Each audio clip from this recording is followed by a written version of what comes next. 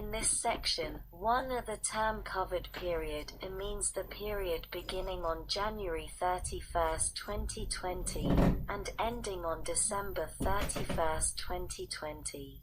And 2. The term eligible entity means that the business with not more than 500 employees, be it any individual who operates under a sole proprietorship, with or without employees, or as an independent contractor. C. A cooperative with not more than 500 employees, deed an ESOP, as defined in Section 3 of the Small Business Act of 15 U.C. 632, with not more than 500 employees, or page 134 Stat.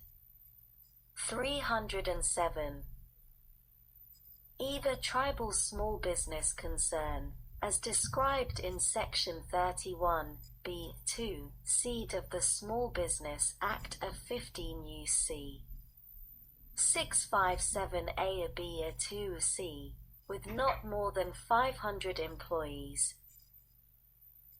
B. Eligible entities, during the covered period, in addition to small business concerns, private non-profit organizations, and small agricultural cooperatives, an eligible entity shall be eligible for a loan made under Section 7(b)(2) of the Small Business Act of 15 U.C.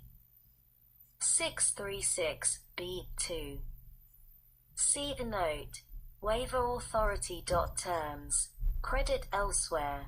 With respect to a loan made under Section 7(b)(2) of the Small Business Act of 15 U.C. 636(b)(2, in response to COVID-19 during the covered period, the administrator shall waive 1. Any rules related the personal guarantee on advances and loans of not more than $200,000 during the covered period for all applicants. 2. Note, time period. The requirement that an applicant needs to be in business for the 1 year period before the disaster, except that no waiver may be made for a business that was not in operation on January 31st, 2020, and 3. The requirement in the flush matter following. Subparagraph (e) of Section 7(b)(2) of the Small Business Act. 15 U.C. 636(b)(2, as so redesignated by subsection F of this section, that an applicant be unable to obtain credit elsewhere.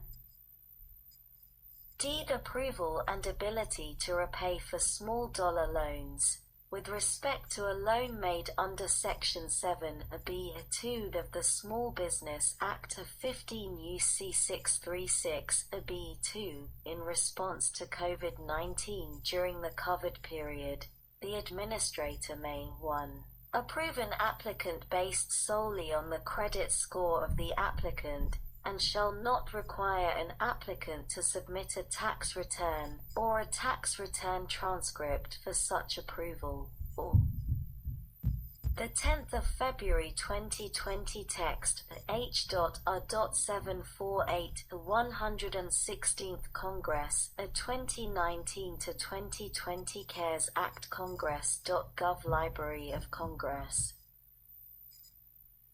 https://www.congress.gov/116-congress/bill/slash/1/1/6-congress/bill/748//text 2. Use alternative appropriate methods to determine an applicant's ability to repay. Emergency grant. -1 Note. Deadline. In general, during the covered period, an entity included for eligibility in subsection B, including small business concerns, private non-profit organizations, and small agricultural cooperatives, that applies for a loan under Section 7(b)(2) of the Small Business Act of 15 U.C. 636(b)(2. In response to COVID-19 may request that the administrator provide an advance that is subject to paragraph 3 in the amount requested by such applicant to such applicant within 3 days after the administrator receives an application from such applicant. 2. Verification. Before disbursing amounts under this subsection, the administrator shall verify that the applicant is an eligible entity by accepting a self-certification from the applicant under penalty of perjury pursuant to Section 1746 of Title 28 United States Code. 3. The amount of an advance provided under this subsection shall be not more than $10,000. 4. Use of funds. An advance provided under this subsection may be used to address any allowable purpose for a loan made under Section 7(b)(2) of the Small Business Act of 15 U.C. 636(b)(2, including providing paid sick leave to employees unable to work due to the direct effect of the COVID-19. Page 134 Stat. 308. B. Maintaining payroll to retain employees during business disruptions or substantial slowdowns. C. Meeting increased costs to obtain materials unavailable from the applicant's original source due to interrupted supply chains. D. Making rent or mortgage payments. And E. Repaying obligations that cannot be met due to revenue losses. 5. Repayment. An applicant shall not be required to repay any amounts of an advance provided under this subsection, even if subsequently denied a loan under Section 7(b)(2) of the Small Business Act of 15 U.C. 636(b)(2). 6. The unemployment grant.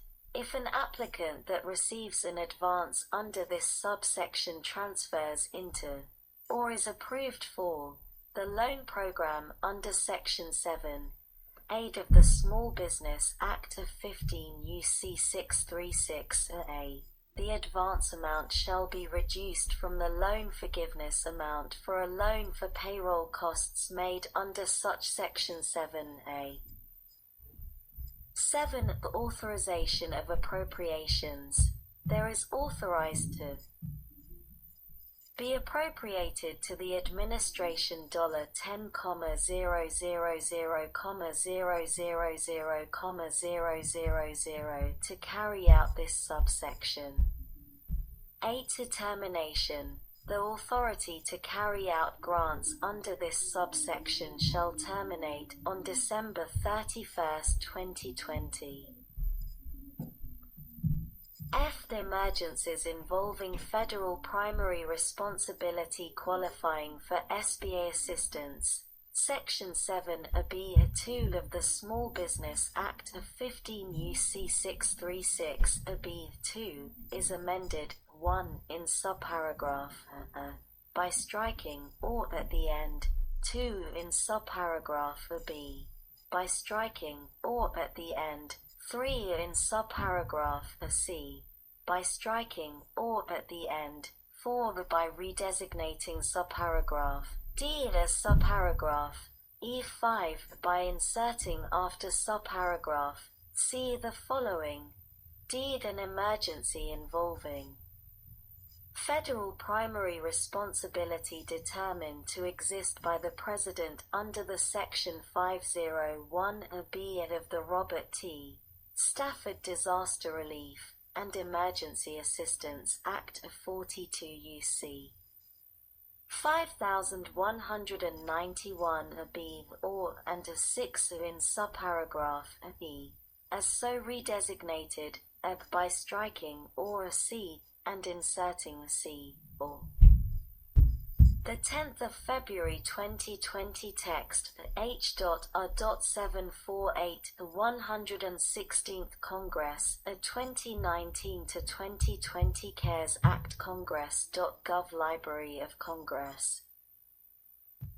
https://www.congress.gov/bill/116-congress/House-bill/748//text-29-309. D.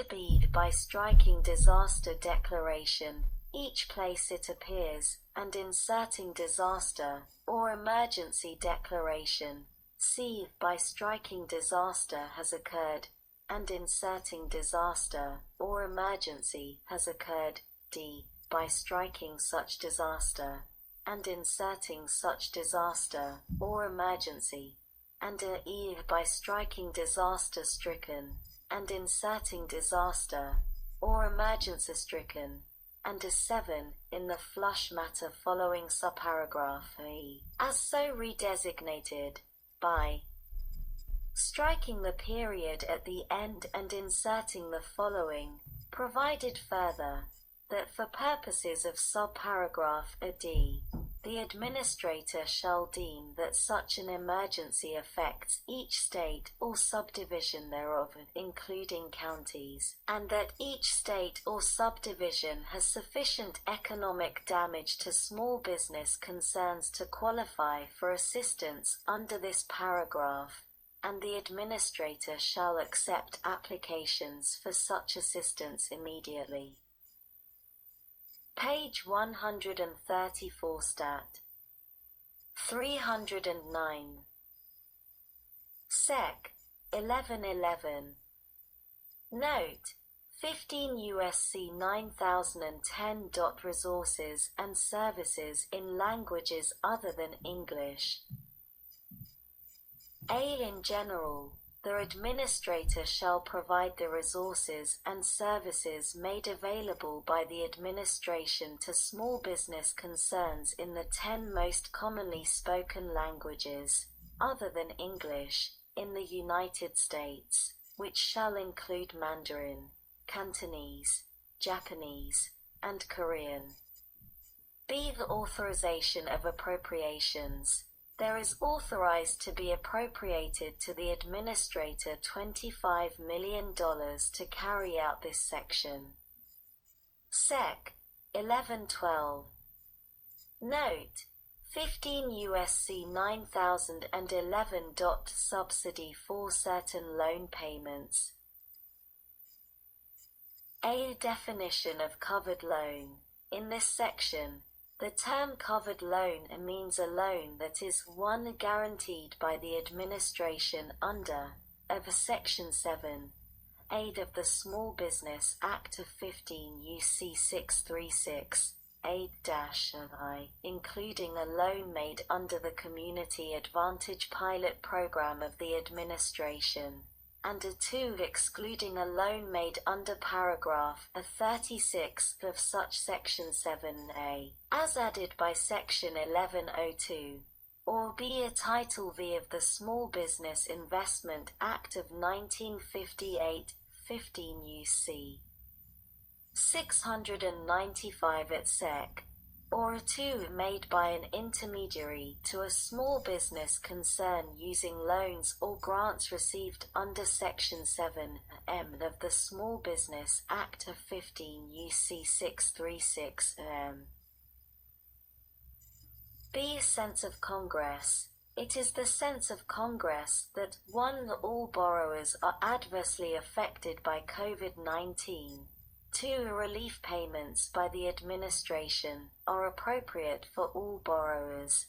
And 3. In addition to the relief provided under this Act, the administration should encourage lenders to provide payment deferments, when appropriate, and to extend the maturity of covered loans, so as to avoid balloon payments or any requirement for increased